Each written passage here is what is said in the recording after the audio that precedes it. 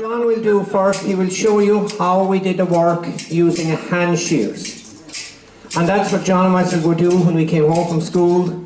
Shear sheep by hand. That's where everybody learned the shearing process. Shearing by hand. And using hand shears we could shear 40, 50 sheep a day. Using the electric, John can shear over 200 sheep a day. And in the summer season, John could shear over 20,000. 20 to 25,000 sheep.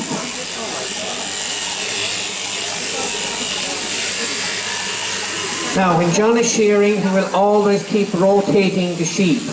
And when John keeps rotating the sheep, that way it's easy on the sheep and easy on John.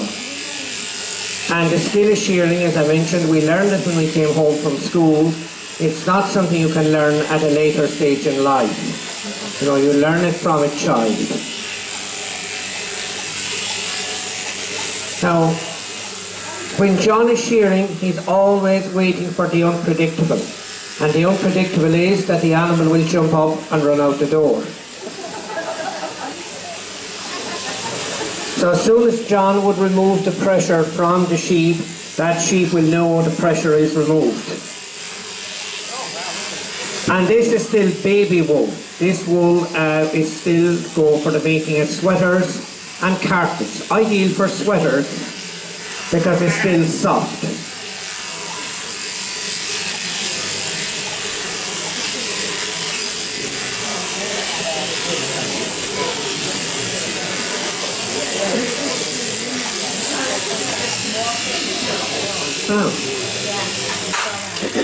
Don't worry, he'll shear another one first.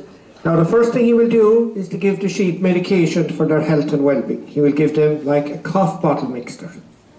And this kills parasites on their skin and in their tummy. And next he will give them another medication. It's a vaccination and it will kill parasites in their skin. And it's very important. And then last but not least, he will apply the identification of the farm.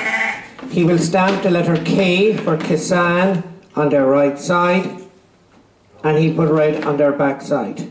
So every farmer, different colour and different identification.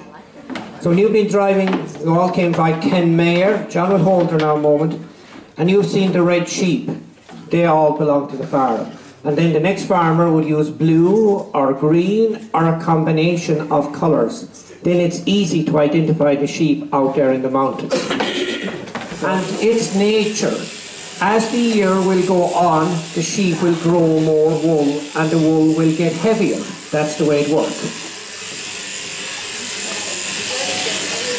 Danger of getting too close to the skin like I tell you, it's the skill of the person shearing. And you can't cut them if you are not experienced. You will not be able to control the sheep. So it's that control. It's the same as your tour coach driver. It's not what he sees coming against him, it's what may happen. Same with the sheep. Or if you go off driving the tour coach, you won't think of the back of it. You'll lose all the people in the back. So it's that feel. You know, that's what I'm trying to get across to you, that feel. What breed are you? Those sheep are mostly black-faced Scottish mountain sheep. When we go out and see the dogs, I will explain to them again outside. Different sheep live in different parts of Ireland. We got electricity in 1977, and prior to 77 all the work was done by hand, but I can assure you it was 1986 before we bought the first electric shears. The money wasn't there. The first electric shears cost nearly 4,000. You buy them today for about two and a half for a very good quality one. Now, see where John always restrained the sheep. That's very, very important. Very important.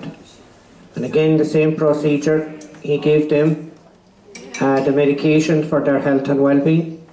Then the vaccination.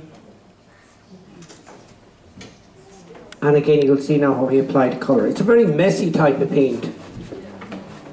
If you're using it all day, you come in, your clothes can be ruined if you rub yourself to those sheep now. And then it washes off quite fast. It does no harm to the wool.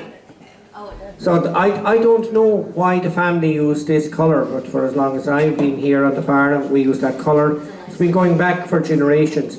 And you know, from a practical point of view, they have a red back side because they walk along the road at night. So maybe it was used by my grandfather as a reflector. I don't know.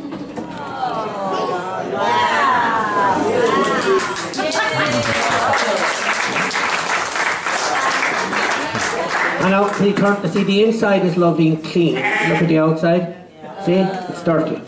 So what happens now with the wool, it goes to the United Kingdom for washing and processing.